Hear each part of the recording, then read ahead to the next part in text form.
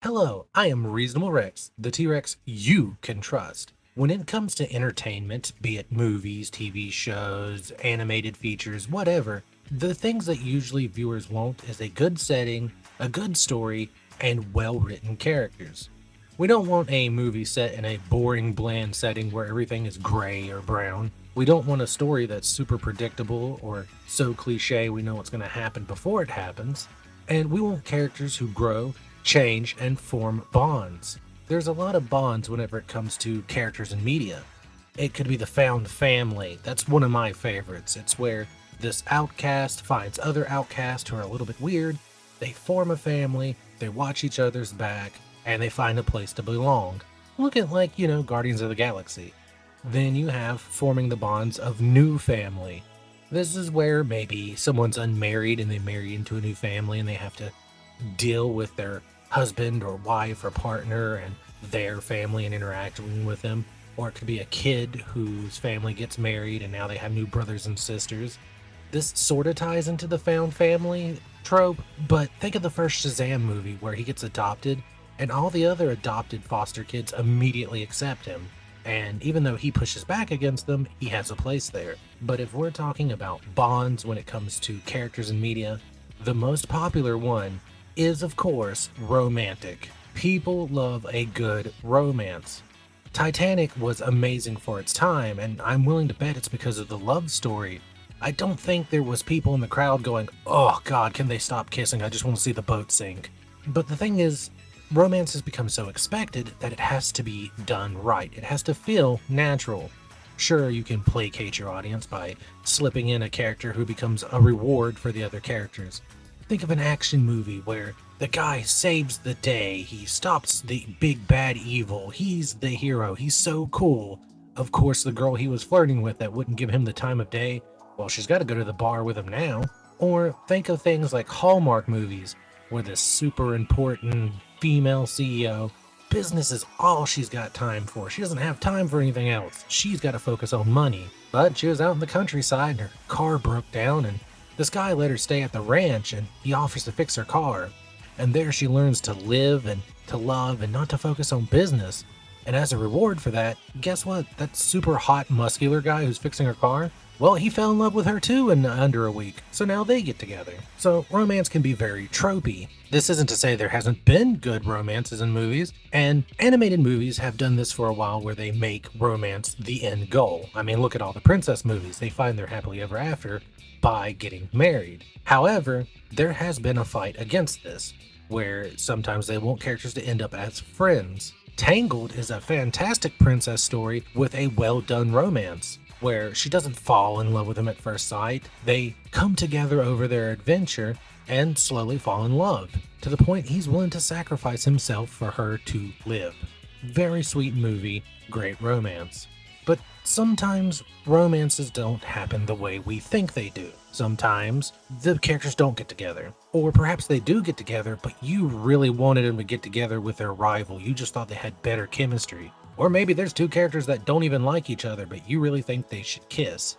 This is called shipping, where the fandom puts characters together. Either characters who haven't gotten together yet, will never get together, or absolutely hate each other and we just want to see them kiss. And currently, there's a very popular ship going on in the animated movie community, which is WildeHopps. Hey, look, we finally got to the point of this video. So, WildeHopps is the ship between Nicholas Wilde and Judy Hopps from the Zootopia series, which is Zootopia 1 and 2. And there's a lot of ravenous fans for it. The directors and producers are playing it coy, being like, well, they could just be good friends, you know? Like, why can't they just end in a friendship? They are soulmates, but they could be soulmates as in they just belong in each other's life, taking care of each other.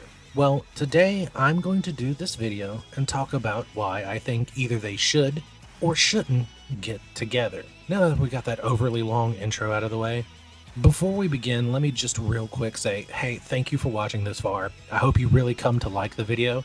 And if you do, if you could hit like, that helps me out. That says, hey Rex, do more of this. And also, if you could subscribe, that would mean the world to me. That supports me. That helps me keep focused on making more YouTube videos. I work full time, I stream, I'm doing things constantly. And to show that people want to see more of my content will help push me do more.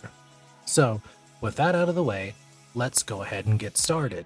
Now, before we can really focus on will they get together, should they get together, won't they get together, we have to talk about the characters in the first movie. By the end of the first movie, they are in no point to be romantically involved.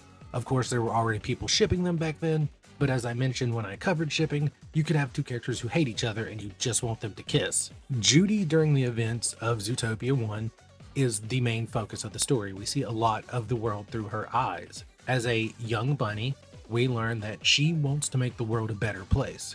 We're never told why she wants to do that, it's just her personality. I do have a theory about this, which I will get into when we talk about Nick in Zootopia 1. She's driven, but her family keeps telling her, you can't do this. There's never been a bunny cop, you're gonna fail, just settle. Settle and become a farmer. It's what we did, it's why we're happy. But she refuses, and she dedicates her life to becoming a cop. And as a cop, she's immediately hit with a wall where they go, hey, you're not gonna go catch criminals, you're gonna go do parking tickets. But Judy has developed this huge sense of, I have to prove myself. I have to prove that I am worthy of being here, not just to prove you wrong, but to prove me right and to validate my feelings because I worry I don't belong here. So she gets double the amount of tickets that she's asked to get in half the time. This is a very important feature to Judy's character that we will cover much more in Zootopia 2. And while she's out handing tickets, she meets Nick. And she does not like Nick at first. She doesn't trust him. She thinks he's shifty. This is important because this is something a lot of people sort of overlook from Judy from Zootopia 1. She has stereotypes. Sure, she's constantly preaching that we can all be who we want to be, that, we shouldn't let who we are hold us back, but she does hold stereotypes. She was attacked by a fox as a young bunny, and even though her family tried to push all these anti-fox items on her, she ends up taking one and she says, it's just to placate you. Like, this is just so you'll leave me alone. But she decides to take it with her on her first day, showing that she's afraid she might have to use it. And, she helps Nick out only to learn, hey, this was a scam. She gets played and it upsets her. And it's hard on her because Nick tells her, like, hey, no one cares about your dreams. You can't be anything that you want to be. You are who you are. Accept it. She does not give up yet. She keeps going. And when she gets put onto the missing mammal case and finds out that Nick is key to finding out where they went, she cleverly blackmails him into helping. This is showing how intelligent she is, that she's not just driven, but she's smart. And we also see from a lot of montages and actions that she does that she's quite intimidating physically. She's strong. So she has all the features to be a good cop. It's her self-worth that's suffering. So, she goes through the whole adventure with Nick, with him at every turn trying to shut her down, and her good deeds actually get paid forward with Mr. Big, showing that her willingness to help and support others is actually starting to repay to her in kind. This is nice for her, but after she finds out what's happening to the mammals, where the lead she gets goes feral randomly, she manages to escape with Nick, and then she calls the police, but he's gone. And Chief Bogo, who at this time is seeing her as someone that politics has pushed her into his precinct. In his mind, she's a case for publicity, They pushed her up and saying she's great, she's amazing, she's the first bunny cop, oh, she's gonna do great things. He just wants to get his job done, he wants to get it done right. He hasn't truly learned who Judy is yet. So seeing that the feral animal is gone, he's like, hey, that's it, you're done. I gave you 48 hours. You failed. I'm done. I'm not dealing with this anymore. And interestingly enough, he also shuts down Nick because she's like, I have a witness. And he goes like, oh, look, I would trust a fox, which is one part in why Nick supports her here. She gets something she's never had before. Not from her family, not from her friends, not from her coworkers. He stands up and says, hey, she's got more time. We're going to find it. Goodbye. We're going to go do this. Leave us alone. Judy, of course, does solve the case, or so she thinks. And she ends up giving a press speech, which completely shatters her friendship with Nick because she gets led by reporters and she ends up saying things that she doesn't exactly mean. This is what breaks her. She didn't break when people told her what she couldn't do and could do. She didn't break whenever she was faced with adversity. She was going to give up when she was being told you're fired, but obviously Nick stepped in. But what finally made her give up was seeing that she made things worse and that Nick had been hurt by her and said, I'm gone. I don't trust you. Leave me alone. And she probably would have lived the rest of her life this way. She would have lived on her farm if it hadn't been for her figuring out what the night howlers really were. And instead of going to Bogo and like, hey, I know what's going on here, she goes to Nick. She goes and apologizes. And After that, she could still go to Bogo. Bogo has a meeting with her and Bellwether where he's like, hey, I missaw you. I was wrong. You have proven yourself as a cop to me. So she could have went to him and been like, hey, I know what's going on in the case. No, she says, we're going to solve this. We're going to fix it. I'm going to make things right. This is her need to prove herself again. I'm going to do what's right. And because of the press conference and seeing how Gideon had recovered from being the threatening bully he had been when she was younger to someone who's actually working with her family, she's addressed the fact that she did have stereotypes and, she's starting to repair them. She realizes that everyone's always going to have stereotypes. Everything's never going to be perfect no matter how hard you work on it. And that saying that anyone can be anything and anybody can do anything is a little bit of propaganda. But if you try real hard, you can make things better, which is her goal. So her and Nick, they catch Bellwether, they solve the case. Nick in Zootopia 1 is a much different story than Judy. We don't get to see too much of his perspective on things, and he's not in the movie as much because he's not the protagonist. Nick is very jaded with the world. He's always wanted a place to belong, but he never got that, so he decided to just be what everyone saw. When he first meets Judy, he immediately clocks that she has like fox repellent on her hip. He mentions so later in the movie, so he already thinks this is a cop that doesn't like foxes. But of course, he just continues on with his hustle. He gets money out of her to make the popsicles, and then he sells them and makes a bunch of money. He then, of course, tells her that she can't do anything, and he's going to have nothing to do with her when she comes back around and says, hey, I need your help finding a missing mammal. Even when she pleads to him, like, hey, this mammal is missing, he has a family, Nick is like, I don't care. However, she forces him by blackmailing him cleverly by recording the fact that he had committed tax evasion for many years. So now he's on the hook with her. He has to do what she says, and he does not like that. But he goes along with it, trying to slow her down, trying to dissuade her at every turn. He takes her to the naturalist club where she's uncomfortable, but she keeps forward. And he's like, you're facing something that kind of you're not comfortable with. I can respect that. They go to the DMV and she has to deal with Flash, but she manages to get through it. They go to the car lot where the limo is, and she actually outsmarts Nick into climbing the fence so that she can say, hey, I saw someone shifty sneaking around here, so now I have probable cause to look around. And he's like, that's actually really smart. It was actually mentioned in, I think, either an interview or the script that he actually kind of started respecting her a little bit here. And then to follow that up in the scene with Mr. Big, he tries to,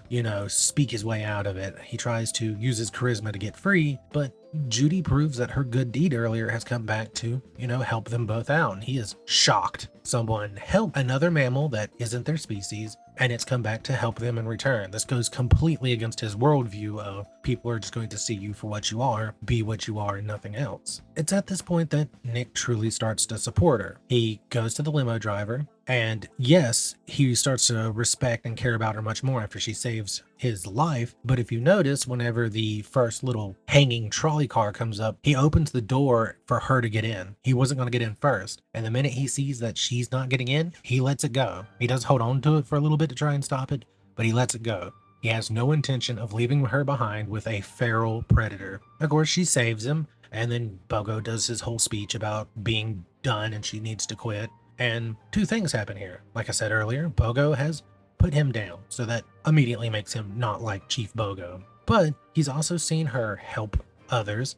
He's seen her do her best to do what is right, even when she feels like she's facing a lot of diversity. He's seen how her helping other mammals of other species has come back to help her, and she's doing it to help. She's not doing it for any other reason. So he stands up for her, gets her out of there, and then opens up a little bit. I don't think that he's so comfortable with her that he's sharing his past here, that, he's super trust her. He's just giving her a peek in and being like, hey, there was a time I tried to be like you, and I got punished for it. And he's not telling her this to be like, hey, we're alike. He's telling her to be like, it's then I learned, don't let people know that you get hurt by them. And she tries to have a moment with him, and he's like, no, look, let's make a joke, which of course leads to the lead they find with the traffic cameras. Remember when I said that Judy wants to make the world a better place, but there's no explanation for that, and I was going to talk about it when we talk about Nick? Yeah, we're going to talk about that right here. Now, there's this little bit of a fan theory that when Nick was 8 years old and he was joining the scout camp and, all these terrible things happened,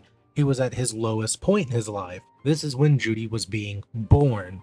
So there's this little fan theory that she came in the world to balance the bad that was happening to him. And, they have been described as soulmates, whether that be romantically or platonically, as two characters who belong at each other's side. So if you take that and mix it with a fan theory, you get Nick discovering that the world is a terrible place that will judge you for who you are and expect you to live to their stereotypes even if you fight against them. And during that moment or around that time, Judy is born, a character who, for no inexplicable reason, wants to make the world a better place for everybody around her and everybody she knows or doesn't know. It is literally like reality balanced itself by bringing her into the mix just to find Nick to prove to him the world wasn't as bad as it is.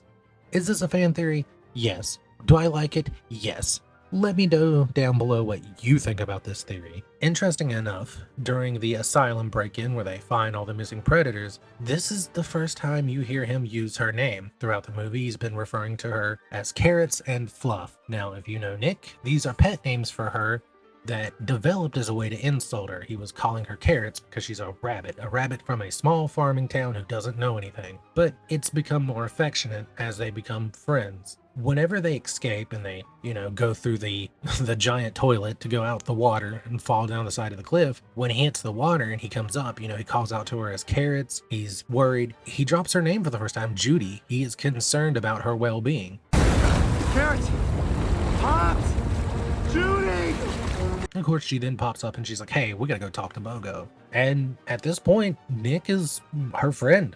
He's found a place. He's willing to be by her side and help her out. He's given the pin that blackmails him, as well as a, application to join the ZPD. And he fills it out. And if you know anything about the second movie, he talks about why he joined the ZPD, which was to be around her, to be around somewhere where he felt like he belonged. So already by this point, he says, you know what, Judy?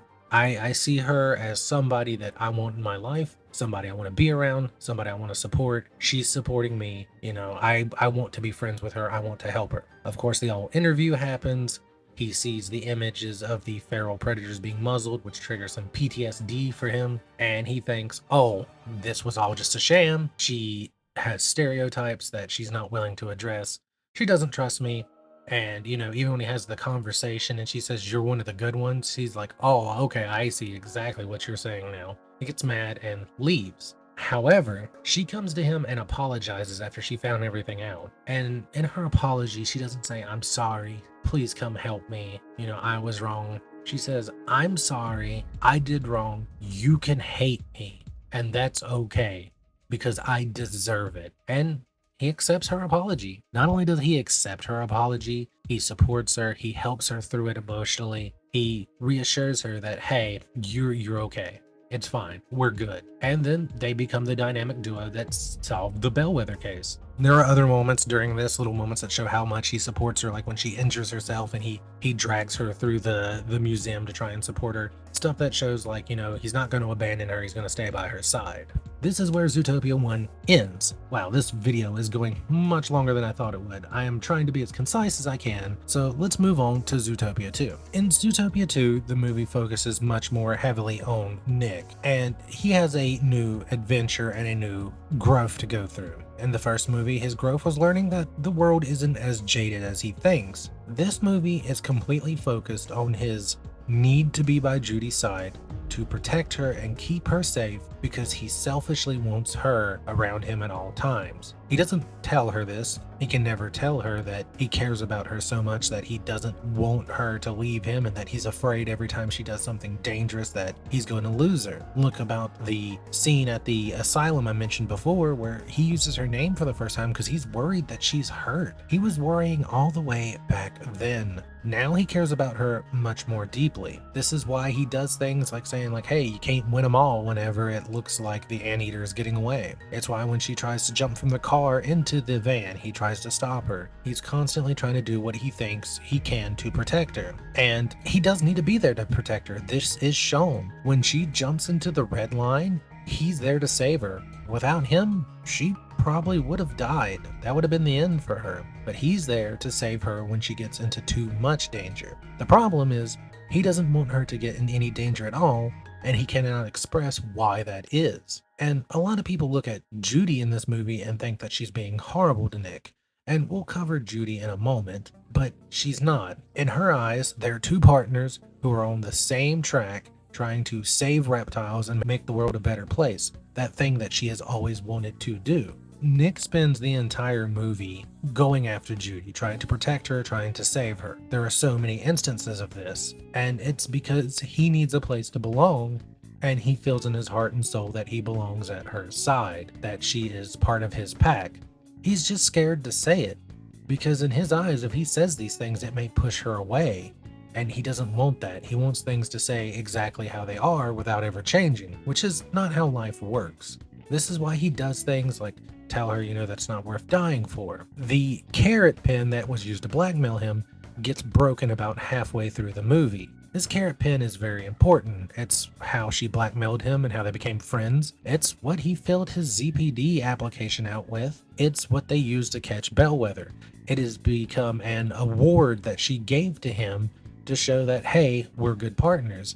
And if you notice, that pin should have been on its little award stand in his apartment. That, he keeps it there, he keeps it safe. It's the one clean part of his room where, the pin she gave him is, as well as the newspaper clipping showing that they solved the case together. He really looks up to his friendship and his time with Judy. And it should have been there, but it's not. It's in his pocket, which means that when they got ready for the gala, when he went to go put his jacket on, he spent enough time to get the pin because he wants it with him at all times because it means that much to him. And when it breaks, it's their symbol of their friendship breaking. Nick is devastated. This is his most prized possession, and he sees how much it hurts her, and he feels like it represents the thing he's afraid of most, losing her. Judy is also devastated because it is a symbol of their friendship and it meant a lot to her, and giving it to him meant a lot to her as well. But she's not as devastated as him. She's hurt, but she's focusing on the case, and she's trying to push down her feelings to do that. They, of course, have their big split up moment where the cabin itself literally splits in half, and then Nick gets captured. And, I'm not really talking about it too much here because I am trying to make this video a watchable length, but without Nibbles, who knows what would have happened.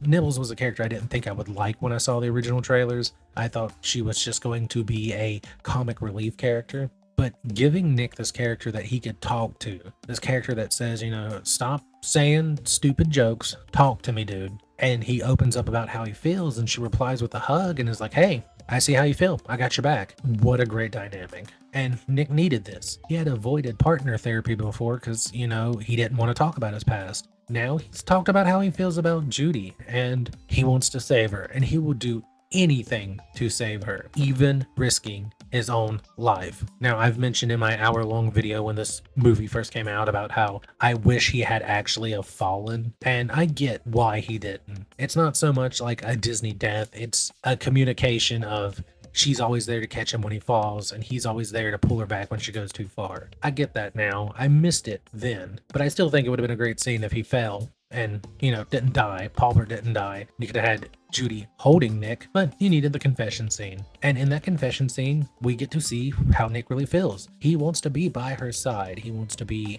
with her. Now, doesn't necessarily say romantically, but he belongs with her. That's all he cares about, be it as a friend, be it as a partner in the ZPD, or perhaps more. And you should notice that after this scene, after he tells her how he feels and hears how she feels about him, he completely changes as a character. Before, he had had some problems with reptiles. They kind of icked him out. Now he's still in a scarf for Gary because he has no fur. He's got scales. He'll get cold. He's still making jokes like he used to, but he's not using jokes to, hide how he feels. He's making jokes because he's happy. Look how giddy he is whenever they jump from the snowplow. He's exuberant. And Nick stares at Judy a lot during Zootopia 2. Like, that is a thing people say about his love language. His looks completely change to her too. There's a lot of times early in the movie where he looks at her, and when she notices, he rolls his eyes and then he looks away. He's looking at her lovingly. There's no other way to put it. It's not so much a romantic love, but he's just happy seeing her happy and succeed.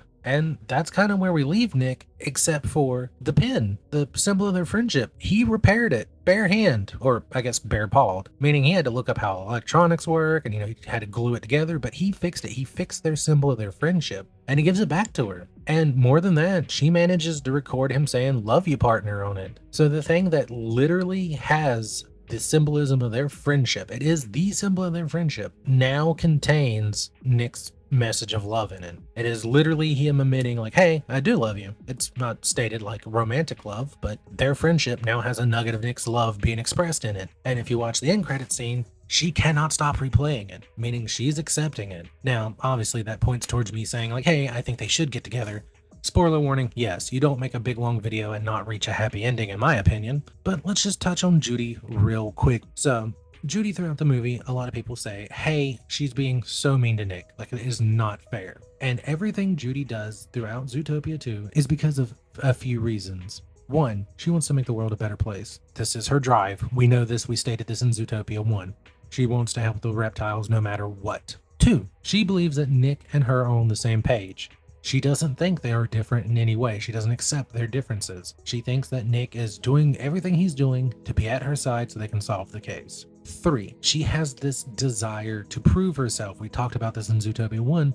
This is something that wasn't resolved in Zootopia 1. In fact, if anything, it was probably made worse because the minute she saves the city, everyone's praising her. Now she's being told, "Hey, you and Nick cannot be partners. You can't do it. You're too different." And she wants Nick around. She loves having Nick around. He is the only one in the world who ever believed in her, who ever supported her. He's constantly there for her. That's something she's never gotten. Not from her family, not from her friends, not from coworkers. She wants him around. And in her eyes, just do what you did in Zootopia 1. If she solves the missing mammal case and becomes a hero, and then they tell her, "Hey, you can't be partners with your fox partner," and she solves the reptile case, who's gonna dare say they can't be partners? She did it. She proved him wrong. We solved the case. We did the right thing. And then lastly, she has this need to prove herself that gets represented as her taking on all the burdens. She has to solve the case. She has to be ready for everything. She has to be prepared for every outcome. She has to risk her life to make sure that everything gets done correctly. Though her problem isn't completely resolved by the end of the movie, it's beginning to. One, because of Gary. Gary's not in the movie much, but he tells her first, sort of as a joke, and then later more seriously, when she thinks she's actively dying, you can't bear the weight of the world on your shoulders. You just can't. That's what friends are for. Other people are here to help you and care for you. And, that's helping her learn that she can count on Nick. She can count on the others. She can let them speak. She can let them lead. She doesn't have to lead and do everything herself. And secondly, during that scene when she's poisoned, her final words are her calling out for Nick and being afraid that she didn't help, she didn't make things better, and now her partner is going to die. And of course, during the confession, she admits basically everything I said here, but she also tells Nick that she doesn't want anybody else as a partner. She wants him. That's the reason she's done all this. And a lot of the things that happen after their big confession, look how Judy reacts. She is stunned with the way Nick is.